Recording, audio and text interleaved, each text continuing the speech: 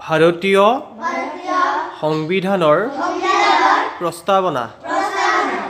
আমি ভাৰতৰ জনগণে ভাৰতক এখন সাৰ্বভৌম সমাজবাদী ধৰ্মনিৰপেক্ষ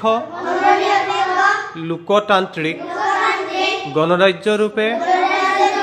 প্ৰতিষ্ঠা কৰাৰ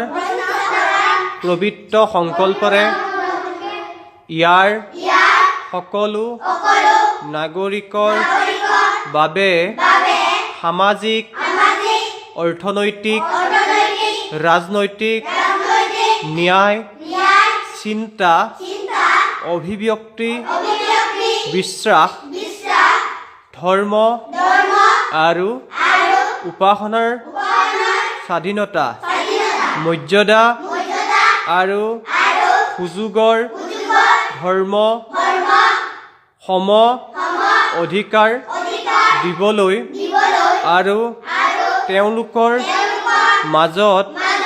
ব্যক্তিৰ মৰ্যাদা তথা জাতীয় ঐক্য আৰু সংহতি ৰক্ষা কৰাৰ প্ৰতিশ্ৰুতিৰে ভাতৃত্ববোধ বৃদ্ধি কৰিবলৈ নিষ্ঠা সহকাৰে সংকল্প কৰি আজি 1949 চনৰ নৱেম্বৰ মাহৰ 26 তাৰিখে আমাৰ সংবিধান সভাই